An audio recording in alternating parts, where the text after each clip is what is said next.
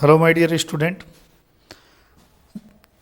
आपका स्वागत है एग्री पावर जयपुर प्लेटफॉर्म के स्पेशली फॉर 12th विद्यार्थी और जेड विद्यार्थियों के इस यूट्यूब चैनल पर आप सभी का हार्दिक स्वागत अभिनंदन है। यदि आप जो हैं 12वीं क्लास के विद्यार्थी हैं या 11वीं क्लास के विद्यार्थी हैं और साथ में आप तैयारी कर रहे हैं जेड परीक्षा की, तो ये चैनल आपके लिए जो है सहायता करेगा आपके सरकारी कॉलेज में एडमिशन के लिए और सहायता करेगा आपकी 95 प्लस जो है परसेंटेज बनाने में। तो आपको क्या करना है, चैनल को सब्सक्राइब करना है। चलिए, हमारा ये जो क्वेश्चंस हैं ये मैं ग्रुप में भेजता हूँ भाई, ये याद रखें। ये जो क्वेश्चंस हैं जो हमारा व्हाट्सअप ग्रुप है उसमें भेजता था मैं। अब ये 8-10 क्वेश्चंस हो चुके हैं तो मैंने सोचा इसके एक्सप्लेनेशन कर देता हूँ। तो जो विद्यार्थी ग्रुप में ऐड नहीं है 9993474981 इस नंबर पर आप जो है व्हाट्सएप पर मैसेज करो 12th एग्री, ये करके आप मैसेज करो और मैं आपको एक ग्रुप की लिंक भेजूंगा, आप ग्रुप में ऐड हो जाना है। तो ये सभी जो क्वेश्चंस हैं जो मैं ग्रुप में 8-7 मैंने क्वेश्चन भेजे थे, तो एक्सप्लेनेशन मैं अब आपको दे रहा हूँ इन क्वेश्चनों का। सबसे पहला क्वेश्चन जो है आपकी स्क्रीन पर जो है जैसा पहला आया था ग्रुप में, केले का कुल बताओ। तो केला जो है इसका कुल होता है म्यूजेसी। क्या होता है? म्यूजेसी। इसके अलावा इसका यदि कोई वानस्पतिक नाम पूछ ले कि इसका जो है बॉटनिकल नेम यानी कि वानस्पतिक नाम क्या होता है, मूसा कह दो, मूसा पैराडाइसिटा।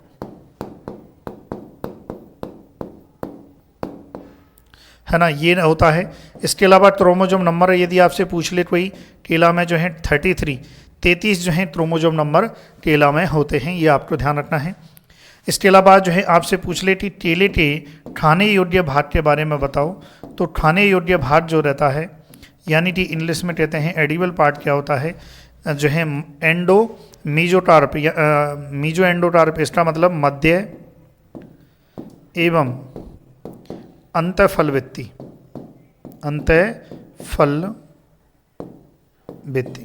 बाकी तो जो छिलका है जो बाह्य फलवित्ती होती है उसको तो आप निकाल के फेंक ही देते हो, तो ये आपको ध्यान रखना है। क्लियर है?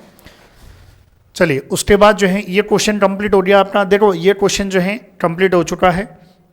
जो विद्यार्थी तैयारी कर रहे हैं जेड परीक्षा की और 12th की, वो आप हमारा जो है जो एग्री पावर जयपुर एप्लीकेशन है उसको आप डाउनलोड करें। फिर अगला क्वेश्चन है हमारा कि फल पाठ यानी कि जैम के अंतिम बिंदु की जांच लिखो। अब देखिए, ये 1.5 मार्क्स में आपसे पूछा जा सकता है। तो अंतिम बिंदु की जांच के लिए जो है आपको क्या लिखना है, सबसे पहला देखिए अंतिम बिंदु की जांच एक तो क्या होगी, जो जैम है वो कितना पाया जाएगा, जितनी आपने चीनी मिलाई है तो उसका 1.5 गुना पाया जाएगा। इसका मतलब ये है कि जब आपने चीनी जैम बनाते समय यदि आपने 1 kg जो है चीनी यदि मिलाई है तो 1.5 kg क्या मिलेगा, जैम मिलेगा। तो याद रखना है, जैम मिलाई गई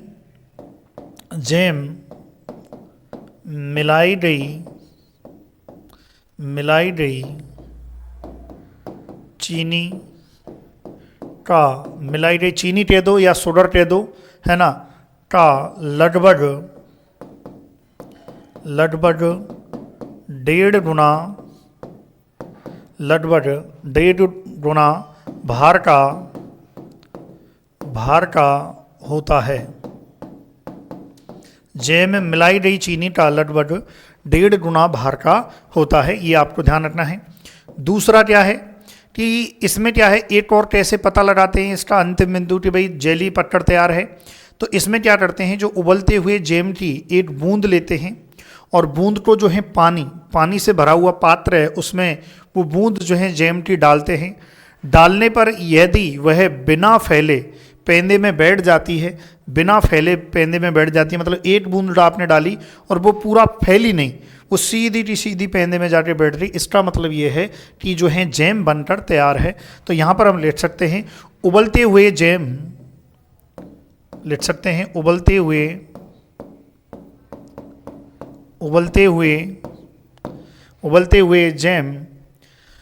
की एक बूंद पानी से भरे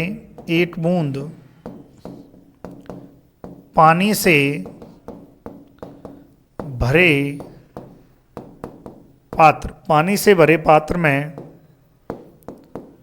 डालने पर वह बिना फैले पेंदे में बैठ जाती है। यदि ऐसा हो रहा है तो इसका मतलब आपका जैम बटर तैयार है। और क्या है ना, ये दो बिंदु, इन दो बिंदुओं को आप लिख सकते हैं। और क्या है कि सुडर प्रतिशत जो रहती है, आपको पता है कि जैम का जो है TSS जो रहता है वो किससे याद करते हैं, चलिए, है ना, यहाँ पर एक और बिंदु है, वो है रेफ्रेक्टोमीटर। कि रेफ्रेक्टोमीटर जो रहता है वो क्या याद करता है, किसी भी जो प्रोडक्ट होता है उसमें चीनी की मात्रा या सोडर की मात्रा को ज्ञात करने के लिए किसका यूज करते हैं, रेफ्रेक्टोमीटर का यूज करते हैं। और रेफ्रेक्टोमीटर की जांच में जो TSS है वो कितना आना चाहिए, जैम का TSS 68% आना चाहिए। तो यहाँ पर हम लिख सकते हैं रेफ्रेक्टोमीटर द्वारा जांच में जैम का कुल घुलनशील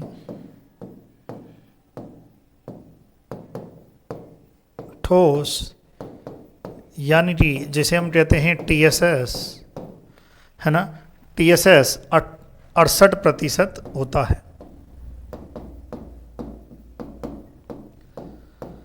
ये आपको ध्यान रखना है 68%। और ये 68% किस तापमान पर जो है देखने को मिलता है, ये जनरली जो है जैम का तापमान जो है 105 डिग्री सेल्सियस यदि हो जाता है उस टाइम पर ये जो जैम है वो पटकर तैयार है।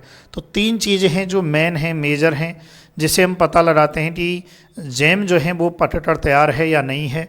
ये आपको ध्यान रखना है, तो इसको लिख लें भाई। बाकी थोड़ा सा क्वालिटी चेक कर लेते हैं। ओके, परफेक्ट है, कोई इश्यू नहीं है। चलिए फिर आगे और क्या क्वेश्चन मैंने आपके व्हाट्सएप ग्रुप पे भेजा था, एक मैंने व्हाट्सएप ग्रुप पे भेजा था, ये होलिस्टीन फ्रीजियन, जैसा कि आपको दिखाई दे रहा है डाई, एक होलिस्टीन फ्रीजियन जो डाई है वो आपको दिखाई दे रही है। और इसके बारे में जो है क्या लिखा गया है कि डाई का उत्पत्ति स्थान। तो जो होलिस्टीन फ्रीजियन है इस डाई का एक तो पूछा गया है उत्पत्ति स्थान। तो उत्पत्ति स्थान का जो आंसर है वो क्या है भाई, उत्पत्ति स्थान, इस डाई का उत्पत्ति स्थान क्या है, हॉलैंड या नीदरलैंड। पहला तो ये लिखना था आपको, हॉलैंड या ब्रैकेट में आप लिख दो नीदरलैंड। एक तो ये पूछा है, तो आपके जब आपने इतना लिख दिया उत्पत्ति स्थान हॉलैंड या नीदरलैंड सफिशिएंट है, इसके अलावा आपको कुछ नहीं लिखना है। क्लियर है। जब वहाँ पर पूछा है उत्पत्ति स्थान, फिर पूछा है विशेषता। अब देखिए विशेषता में अब विशेषता में जो है आप जो है 1 by 1 इसकी कुछ जो विशेषता हैं वो हम लिख लेते हैं 1 by 1 जो है। जैसा कि आपको पता है विशेषताओं मतलब इसके बारे में जानकारी पूछी रही है ना, इसके बारे में जो है जानकारी पूछी रही है, तो इसमें हम लिख लेते हैं। पहली विशेषता क्या है, जो इसका जो कलर होता है वो कैसा होता है, कलर जो रहता है वो कैसा होता है, पशुओं का कलर जो है काला, है ना, काला, रंग जो है काला सफ़ेद होता है। जो आपको दिखाई दे रहा है कि भाई जो है ये देखिए काला सफ़ेद होता है, इनका जो रंग है ना, बड़ी बड़ी सफ़ेद चित्तियों वाला होता है, यानी कि सफ़ेद जो है इसमें होता है। तो हम ये कह सकते हैं इसका जो रंग है वो कैसा होता है, काला सफ़ेद होता है। दूसरा हम कह सकते हैं शरीर कैसा होता है, बड़ा आकार का, बड़ा आकार। तो आपको पता है बड़ा आकार का शरीर होता है। ये होलिस्टीन जो फ्रीजियन है ना सबसे भारी नस्ल है। इसके आगे मैं बताऊंगा सबसे बड़ा आकार जो है। अब इसमें जो है यहाँ पर मैं लेता हूँ, चलो बड़े आकार की जो ये जो गाय होती है, गाय का जो भार होता है वो होता है 600 से 650 kg। गाय का भार जो है इतना होता है। और जो नर होता है, नर जो रहता है ना, होलिस्टीन फ्रीजियन का जो नर रहता है उसका जो भार होता है वो 900 से 1000 kg होता है। तो याद रखना है सबसे भारी नस्ल है, बड़ा आकार होता है, इसका मतलब हम यहाँ कह सकते हैं विश्व में सबसे भारी नस्ल। अगर आपकी परीक्षा में क्वेश्चन आ जाए कि विश्व की सबसे भारी नस्ल जो है कौन सी है गाय की, तो आपको बताना है हॉलिस्टीन फ्रीजियन है। जबकि हमारे भारत की बात करें तो भारत में सबसे भारी जो है कौन सी है, कांकरेज होती है। कांकरेज जो है सबसे भारी होती है। जबकि पूरे विश्व स्तर पे बात करें तो कौन सी होती है, हॉलिस्टीन फ्रीजियन होती है। ये आपको याद रखना है। विशेषता, और भी विशेषता है वो हम और लिखेंगे। एक जैसे दो विशेषताएं ये हो गई, एक विशेषता और है इसकी, और कुछ विशेषता हैं। जैसे ये टूबड़ रहित होती हैं, जो भारतीय गाय हैं उनमें तो टूबड़ पाया जाता है, और जो विदेशी गाय होती हैं वो कैसी होती हैं, टूबड़ रहित होती हैं। तो हम यहाँ पर लिख सकते हैं तीसरा पॉइंट, टूबड़ रहित। कैसी होती हैं, टूबड़ रहित होती हैं। और कोई इंपॉर्टेंट पॉइंट इसके बारे में, सीन छोटे छोटे या सीन रहित, दोनों बातें हो सकती हैं इसमें। सीन जो होते हैं वो कैसे होते हैं, छोटे छोटे या सीन रहित, इस प्रकार जो है हो सकती हैं ये। और क्या हो गया भाई इसमें, अब क्योंकि ये सबसे ज़्यादा जो है दूध उत्पादन देती है, तो इसमें हम ये कह सकते हैं इसका जो एन होता है बड़ा थैले जैसा पूर्ण विकसित, है ना। ये हम लिख सकते हैं, इसका जो एन होता है बड़ा थैले जैसा पूर्ण विकसित। क्यों होता है भाई एन थैले जैसा पूर्ण विकसित, क्योंकि सबसे ज़्यादा पूरे विश्व में सबसे ज़्यादा दूध उत्पादन यही देती है। तो इसलिए इसका जो एन होता है, एन मतलब ये जो है अदर को यहाँ दिखाई नहीं दे रहा है, जो दूध जहाँ से दूध निकलता है जो थन होते हैं वो वाला भाग होता है वो एन कहते हैं उसे। तो वो बड़ा होता है, थैले जैसा होता है। फिर और क्या पूछा गया है भाई, ये विशेषता और उपयोगिता पूछी गई है। अब उपयोगिता मतलब जो है क्या क्या उपयोग आता है भाई दूध उत्पादन में, जो है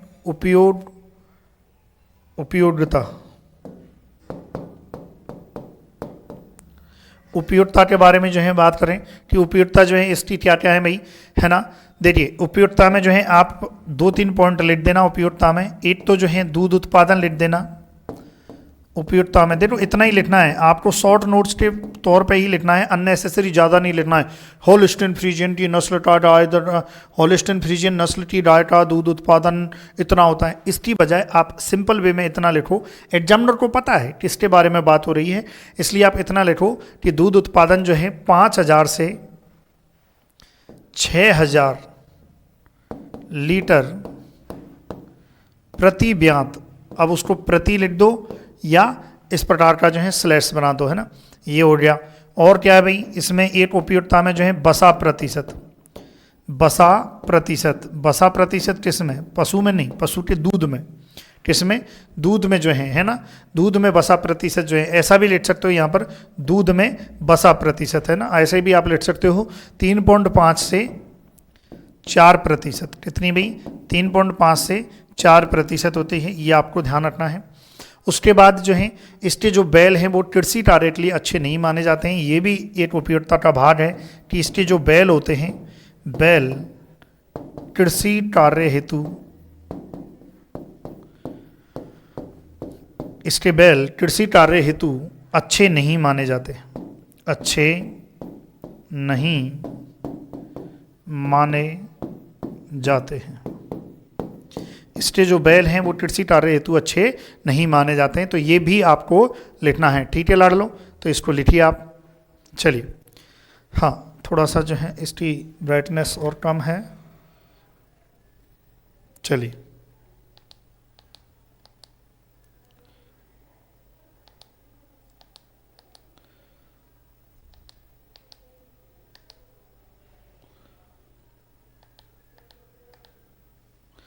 चलिए आगे बढ़ते हैं।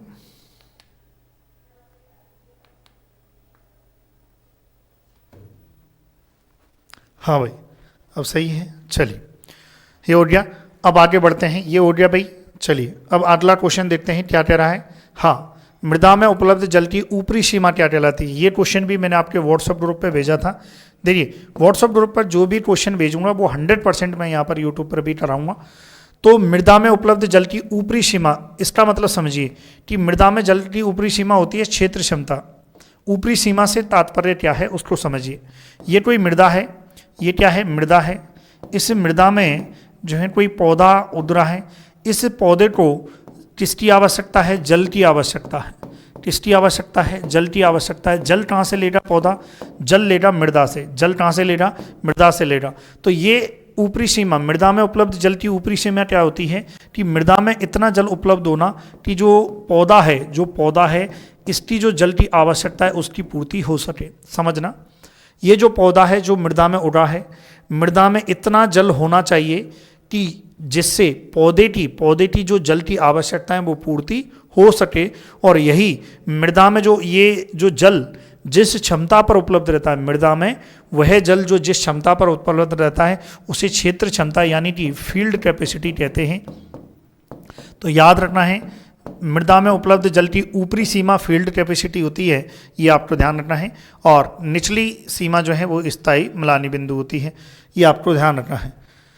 फिर उसके बाद जो है देखते हैं, ये क्वेश्चन आपका हो गया कंप्लीट है, ये हमने देखा था। फिर अगले ये 2 क्वेश्चन और हमने देखे थे, ये 2 क्वेश्चन और थे भाई, है ना। आपको पता हो तो आपके इस पे आए थे, 2 क्वेश्चन और थे। इस क्वेश्चन में पहला क्वेश्चन क्या है कि किन्हीं 2 जैव उर्वरक के नाम लिखो।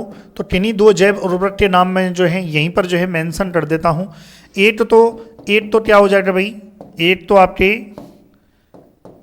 एजेटो वेक्टर हो जाएगा, एक तो एजेटो वेक्टर हो जाएगा। और एक जो है आप जो है दूसरा नाम ले दो राइजोबियम हो जाएगा। तो एक तो ये हो जाएगा और एक राइजोबियम हो जाएगा, ये आपको ध्यान रखना है, ये लिख लेना। आम के स्पंजी ऊतक विकार के बारे में टिप्पणी करो। अब इस स्पंजी ऊतक विकार के बारे में यदि टिप्पणी करनी है तो हमको सबसे पहले समझना होगा आम का स्पंजी ऊतक। तो यहाँ पर हम टिप्पणी कर लेते हैं, चलिए। आम का स्पंजी ऊतक पहले आपको समझना होगा फिर लिखना होगा। ये होता कैसे है, इसमें क्या होता है, कई बार आपने देखा होगा जब आप आम बाहर से देखने में तो बहुत अच्छा होता है, कई बार काटते हैं तो काटने के बाद अंदर से जो है आम सड़ा हुआ और पिलपला जैसा दिखाई देता है। मतलब बाहर से तो बहुत बढ़िया है, अंदर से कैसा है, सड़ा हुआ और पिलपला दिखाई देता है। ये जो अंदर से सड़ा हुआ पिलपला दिखाई देता है वही जो है ये क्या है, स्पंजी विकार है। क्या है, स्पंजी विकार है, ये आपको ध्यान रखना है। ये होता कैसे है, ये पिलपला होता कैसे, देखिए इसको ऐसे समझते हैं, ये कोई ज़मीन है और इस ज़मीन पर जो है ये पौधा आम का लगा हुआ है, ये टहनी है और इस टहनी से एक आम लटका हुआ है। क्या है, एक आम लटका हुआ है। यहाँ पर जो है सूर्य देवता है, सन है, सूर्य देवता है और बाईटाता जो है सूर्य देवता जो है क्या करता है, प्रकाश देते हैं। प्रकाश की किरणें जमीन पर आती हैं, जमीन पर आने के बाद जो है इनका परावर्तन होता है, वातावरण की तरफ जाती हैं। तो जितनी भी किरणें जो है आती हैं, जिस प्रकार से आती है उनका परावर्तन होता है। तो ये हीट, ये जो एनर्जी है, ये जो हीट है, हीट कहाँ है, जमीन से कहाँ जाती है, ऊपर जाती है। इसे ही हम कहते हैं ताप संवहन। क्या कहते हैं, ताप संवहन, जैसे इंग्लिश में कहते हैं हीट कन्वेक्शन। हीट कन्वेक्शन, इसे ही हम क्या कहते हैं, ताप संवहन कहते हैं। यानी कि सूर्य की जो किरणें हैं वो ज़मीन पर आती हैं, ज़मीन की सतह को गर्म करती हैं और गर्म करके जो है वातावरण की तरफ जाती हैं। कहाँ जाती हैं, वातावरण की तरफ जाती हैं। यही जो प्रोसेस है इसी को ही हम क्या कहते हैं, ताप संवहन कहते हैं। अब ये ताप संवहन की जो प्रक्रिया होती है ये होती है, मतलब सूर्य की किरणें आई, ज़मीन को गर्म किया, ज़मीन के गर्म होने से जो हीट है, जो ऊष्मा है वो ऊपर जाती है। और ऊष्मा जो ऊपर जाती है, ये ऊष्मा क्या करती है, ये जो आम होता है इस पर अटैक करती है, इस पर अटैक करती है। और अटैक करके जो है अंदर से क्या करती है, इस आम को जो है पिलपला बना देती है। यानी कि इसको अंदर से जो है हम कह सकते हैं इसके जो ऊतक होते हैं उनमें हवा भर देती है। ये ऊष्मा क्या करती है, आम को क्या करती है, पिलपला बना देती है अंदर से क्या करती है, अंदर से पिलपला।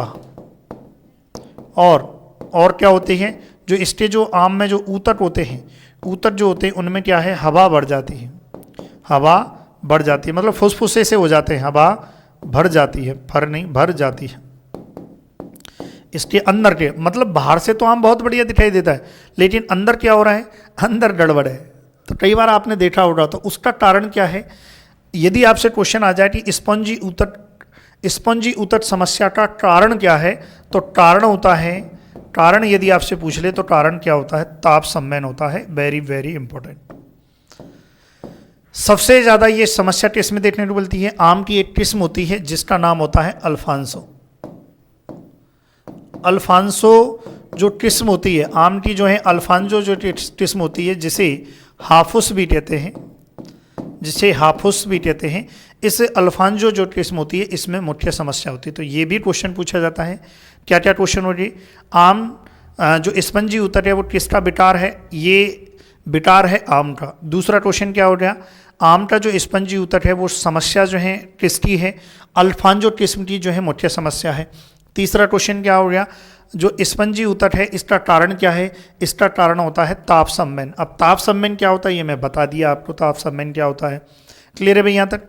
अब इस समस्या से यदि आपको बचना है तो इसका जो है उपाय क्या है भाई? आपको उपाय क्या है? तो उपाय इसका हो सकता है, एक तो उपाय इसका हो सकता है मल्चिंग। क्या हो सकता है? मल्चिंग, यानी कि जिसे आप कहते हो पलवार। पलवार बोले तो ये जो सतह होती है इस सतह को घास फूसों से ढक देना। ये जो मृदा सतह होती है इसको घास फूसों से ढक देना, यही क्या होती है? मल्चिंग होती है। तो मल्चिंग से क्या होगा? जो ऊष्मा तो आएगी लेकिन ऊष्मा ऊपर नहीं जाएगी। जो एनर्जी है, जो ऊष्मा है वो आएगी लेकिन ऊपर नहीं जाएगी। मल्चिंग का मतलब है जो जमीन सतह जो खाली पड़ी है उसको किससे ढक देना? फसल अवशेषों से, घास फूस से ढक देना, यही मल्चिंग या पलवार करना कहलाता है। तो इससे क्या होगा? ऊष्मा जो है ऊष्मा का जो है ऊपर की तरफ संचरण नहीं होगा। ये आपको ध्यान रखना है। एक तो ये उपाय आप कर सकते हो। दूसरा उपाय कर सकते हो कि जब तुड़ाई हो जाती है, तुड़ाई के समय जो है कैल्शियम क्लोराइड का छिड़काव। क्या है? कैल्शियम क्लोराइड का छिड़काव। तो ये होता है स्पंजी ऊतक। अब इसको जो है भाषा शैली के रूप में लिख देते हैं कि स्पंजी ऊतक जो है क्या होता है। देखिए चैनल को सब्सक्राइब करें, इतना आपके लिए बेहतरीन कंटेंट यदि दिया जा रहा है। तो यहाँ पर हम लिखेंगे उत्तर, है ना। स्पंजी ऊतक अल्फांसो आम की मुख्य समस्या है, ये आप लिखें। अल्फांसो आम की मुख्य समस्या है। पहला बिंदु तो ये हो गया। दूसरा, इसी में उत्तर क्या लिखेंगे? कारण। अब कारण में जो है आप केवल अगर इतना लिख दोगे ना, ताप संवहन, तो भी आपका काम हो गया, आपका 100% काम हो गया। आपकी पुस्तक में लिखा हुआ है कि उष्ण क्षेत्रों में भूमि के ताप संवहन से फलों की मध्य फलवृत्ति से एमाइलेज एंजाइम जो होता है वो अक्रिय हो जाता है और ऊतकों में हवा बढ़ जाती है, जिससे जो फल होता है वो डल जाता है। ये होता है अल्फांसो। तो कारण जो है क्या हो गया? ताप संवहन इसका कारण हो गया। इसके लक्षण क्या हो गए? यदि इस रोग के लक्षण की बात करें तो लक्षण में आप यहाँ पर जो है पूरा अब आप लिख सकते हो कि लक्षण क्या होता है। उष्ण क्षेत्रों में क्या लिखोगे? उष्ण क्षेत्रों में, उष्ण मतलब गर्म यानी कि ट्रॉपिकल, उष्ण क्षेत्रों में भूमि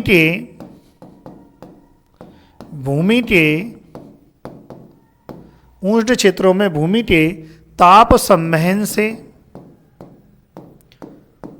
भूमि के ताप संवहन से फलों की मध्य फलवृत्ति में, फलों की मध्य फलवृत्ति में, फलों की मध्य फलवृत्ति में एमाइलेज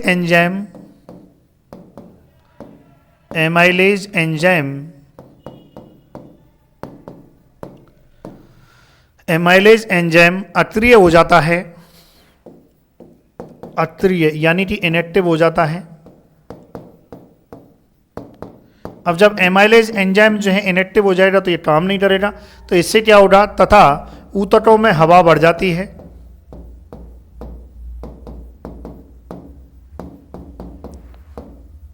ऊतकों में हवा बढ़ जाती है और जिससे फल डल जाते हैं। ऐसा लिखो, जिससे फल गल जाते हैं।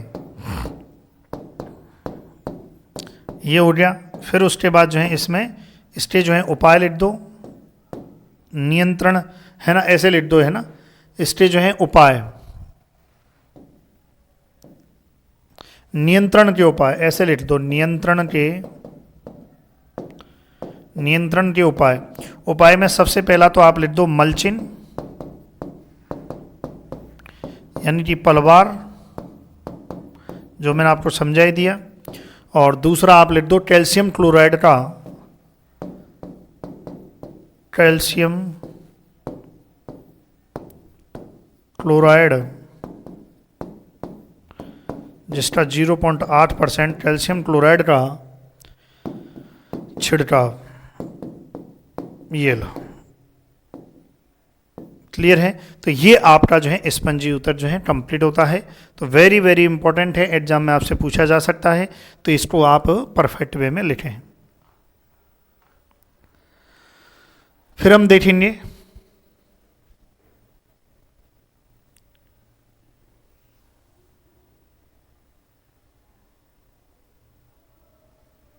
चलिए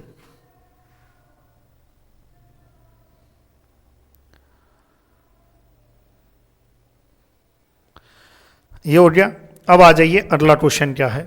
अगला क्वेश्चन आपके व्हाट्सएप ग्रुप पे आया था कि सहचर फसलें और रक्षक फसलें का उदाहरण आप लिखिए। सहचर फसलें और रक्षण फसलें, सही है भाई, क्वालिटी में कोई इशू आ रहा है क्या?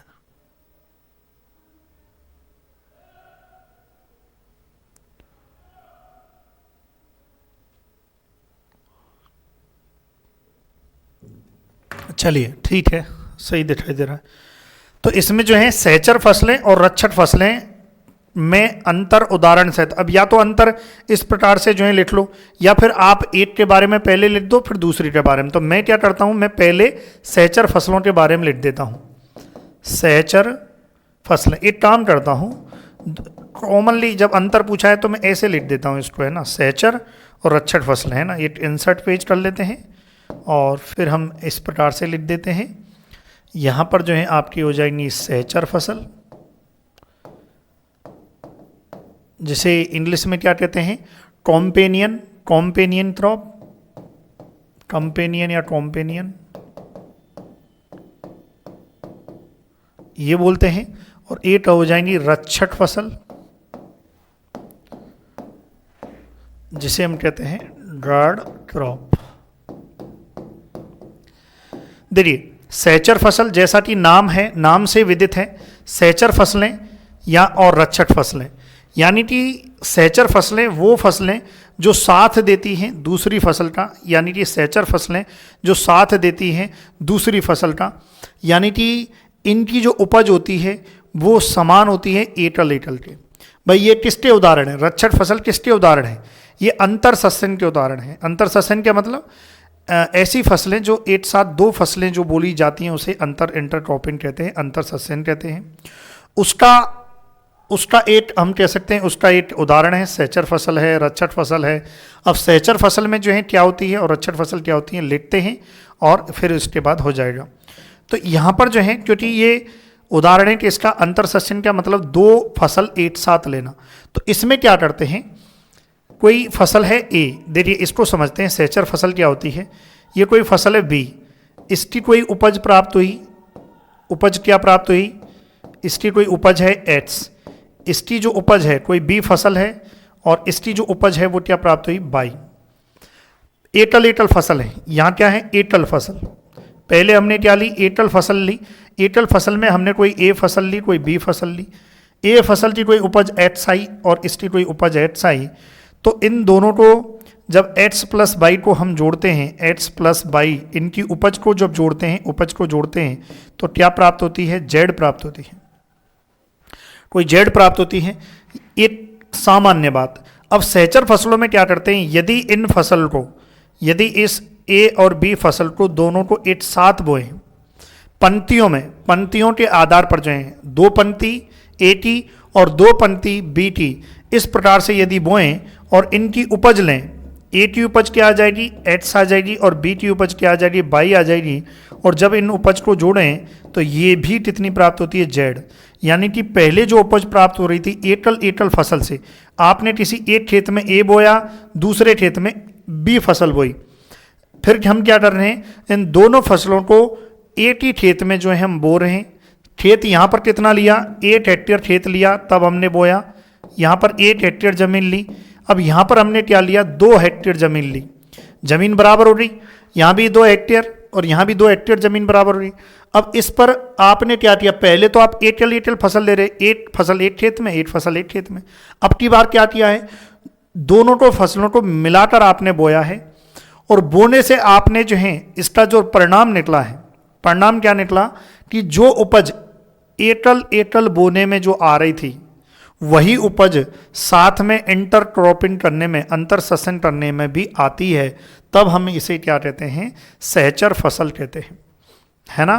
तो यहाँ पर जो है ये आ गया समझ में। अब इसको मैं मिटा देता हूँ भाई, आपको समझ में आ गया है तो मैं मिटा देता हूँ, ये आपको ध्यान रखना है। चलिए फिर इसमें हम लिखेंगे क्या होती हैं क्या ना है, यहाँ से जो क्वेश्चन पूछा जाता है वो हम देखेंगे। क्लियर है ना। यहाँ पर आप लिखेंगे ऐसी, इस अंत्य सस्य में ऐसी फसल का चुनाव करते हैं, इस अंत्य सस्य में ऐसी फसल का चुनाव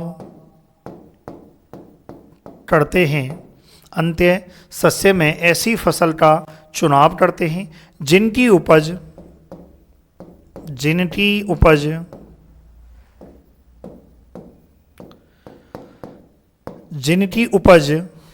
एकल फसल के समान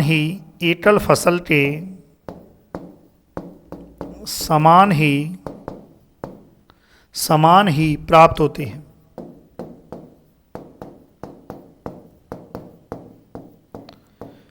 उदाहरण बोला है एग्जामिनर ने, तो उदाहरण हम लिख देंगे।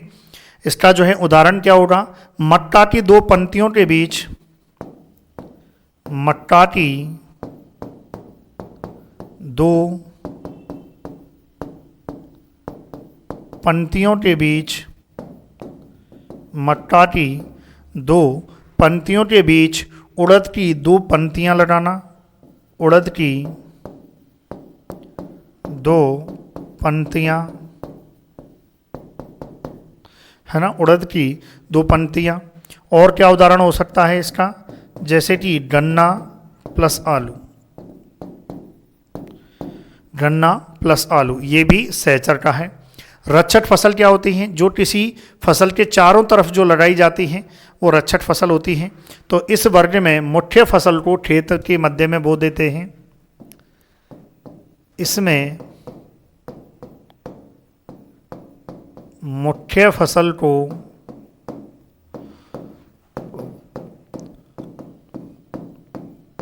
खेत के मध्य में बो देते हैं। जो मुख्य फसल है, जो मेन फसल है, उसको तो मध्य में बो दिया, है ना, बो देते हैं। मुख्य फसल की सुरक्षा के लिए, मुख्य फसल की सुरक्षा के लिए, मुख्य फसल की सुरक्षा के लिए उसके चारों ओर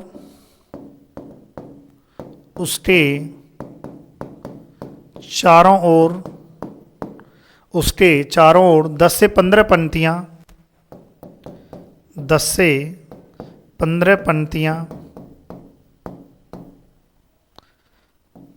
पंक्तियां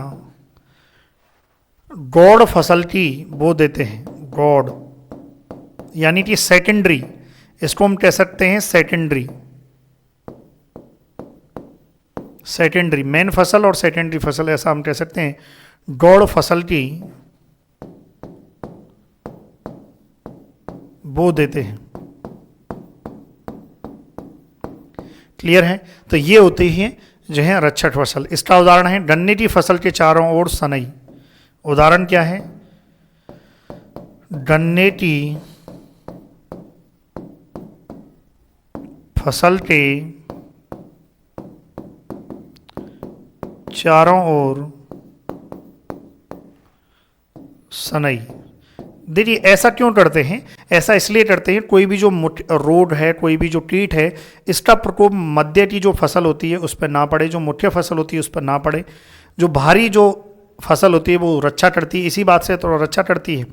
और है सोयाबीन के चारों ओर मक्का की खेती करना। सोयाबीन के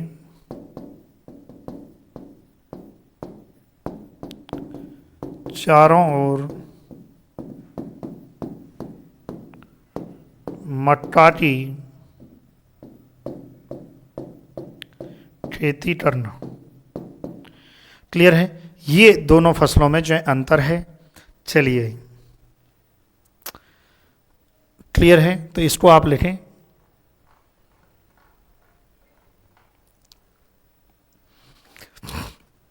फिर और क्या भेजे थे आपको? हाँ, ये भेजा था मैंने आपको। क्या है भाई? अनार की तितली का वैज्ञानिक नाम ये आपसे पूछा था, उसका गढ़ पूछा था और कुल पूछा था। तो यहां पर हम लिख सकते हैं अनार की तितली। एक तो सबसे पहला तो हमने पूछा वैज्ञानिक नाम। अनार की तितली का जो वैज्ञानिक नाम है वो क्या होता है? विराटोला आइसोक्रेट्स। विराटोला आइसोक्रेट्स,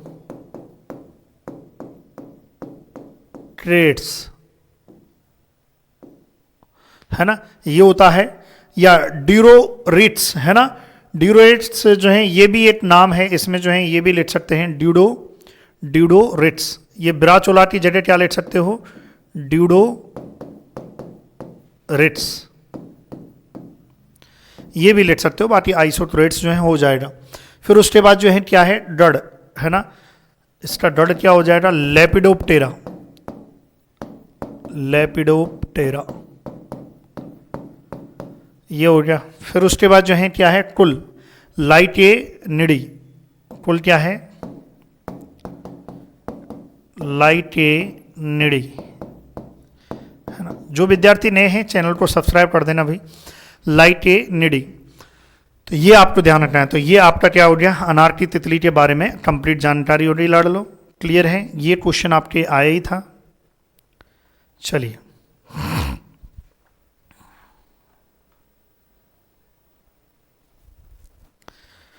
फिर उसके बाद जो है क्या है अगला? हाँ, ये तो राजस्थान बोर्ड है। अच्छा ठीक है, इसमें जो है रोजाना प्रश्नोत्तरी आपको इसी यूट्यूब चैनल पर मिलेगी। हमारे 12th board agriculture online school, ये जो चैनल है हमारा, इस पर आपको मिलेगी। अगला क्या है? बोर्डो मिश्रण की खोज, है ना। ये क्वेश्चन जो है आपके ये भी आया था, ये भी मैंने आपको दिया था कि जो बोर्डो मिश्रण है इसकी खोज जो है किसने की थी, ये भी मैंने आपको दिया था भाई, है ना। तो देखते हैं किसने। देखिए ये तो आप करते हैं या नहीं करते मुझे नहीं पता है, लेकिन किया करो, है ना। बोर्डो मिश्रण की खोज जो है किसने की, कब की और किस रोग के लिए की थी? तो यहां पर हम लिख सकते हैं उत्तर, बोर्डो मिश्रण किसने। तो उत्तर क्या होगा? बोर्डो मिश्रण की जो खोज है वो खोज जो है किसने की थी? प्रोफेसर मिलार्डेट ने 1885 में। प्रोफेसर मिलार्डे, है ना, क्या आ जाएगा? प्रोफेसर मिलार्डे ने 1885 में, है ना। ये आपको ध्यान रखना है, प्रोफेसर मिलार्डे। देखो ये तो ब्लैक कलर से लिखना है आपको, ब्लैक या ब्लू कलर से लिखना है। मैं तो यहाँ पर जो है कलर रेड ले रहा हूँ, बाकी आपको लिखना उसी से है। इसका प्रोफेसर जो है मिलार्डे, या जो है इंग्लिश में क्या कहेंगे? PMA, मिलार्डेट। क्लियर है? ये है इन्होंने। फिर किसने की और कब की, ये हो गया। किस रोग के लिए की थी? मतलब ये जो मिश्रण है इसकी खोज जो है कौन से रोग के लिए हुई थी? अंगूर के मृदु रोमिल आस्था रोग के लिए, है ना। जो हैं तो यहाँ पर लिख सकते हैं अंगूर के मृदु रोमिल अंगूर के मृदु रोमिल आस्था रोड के लिए, यानी कि ये फ्रांस में जो है उस टाइम कहाँ पर फैला हुआ था, फ्रांस में फैला हुआ था। तो फ्रांस में इस चीज़ के लिए यूज किया गया था। तो ये अंगूर का मृदु रोमिल आस्था, जैसे हम कहते हैं downy mildew of grape, English में क्या कहते हैं, downy mildew of grape. Clear है। चलिए, तो ये हो गया। तो ये किसने की, किस रोग के लिए की थी, ये हो गया भाई। क्योंकि उस टाइम पर जो है अंगूर में बहुत समस्या देखने को मिल रही थी, तब प्रोफेसर मिलार्डेट ने जो है प्रयोग किया और सफलतम हो गया।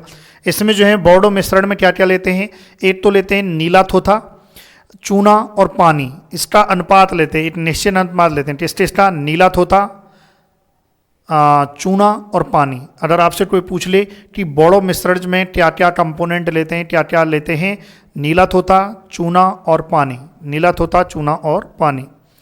चलिए ये आप लिखें। चलिए भाई, उसके बाद आ जाइए, और क्या क्वेश्चन था। एक क्वेश्चन ये भी भेजा था मैंने आपको, क्या था, जीवाणुवोजी क्या है और किसने खोज की, लिखिए।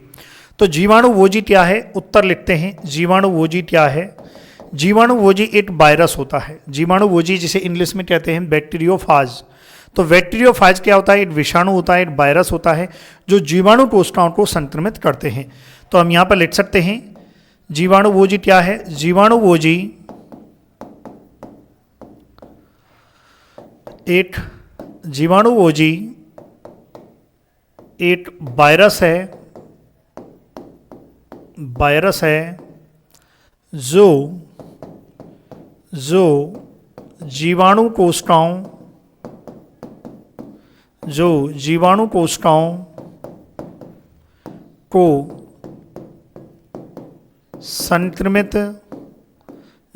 कोशिकाओं को संक्रमित करता है।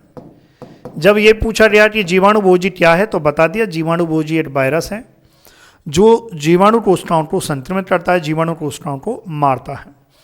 क्लियर है यहाँ तक। इसके बाद आ जाइए कि किसने खोज की, लिखिए, किसने खोज की, स्वतंत्र रूप से सर्वप्रथम इसकी खोज जो है टबोट ने 1915 में, ये आपको ध्यान रखना है। खोज किसने की थी, खोज जो है, एक तो नाम आता है टबोट का, टबोट ने 1915। एक तो ये दो साइंटिस्ट आते हैं, टबोट ने 1915, डी हैरेल एक नाम आता है, डी हैरेल। किसी एक को भी आप लिख देंगे तो भी काम हो जाएगा। डी हैरेल ने 1917 में, दो साइंटिस्ट हुए जिन्होंने स्वतंत्र रूप से सर्वप्रथम इसकी जो खोज है बैक्टीरियोफाज की खोज है कि भाई बैक्टीरियोफाज एक वायरस होता है ना, और वो जीवाणु को संक्रमित करता है, उनको मारता है ना, ये आपको ध्यान रखना है, खोज इसने की। लेकिन जो बैक्टीरियोफाज जो नाम है वो किसने दिया था, डी हैरेल ने 1917 में दिया था। तो यहाँ पर हम लिख सकते हैं नोट करके कि बैक्टीरियोफाज यानी कि जीवाणुवोजी नाम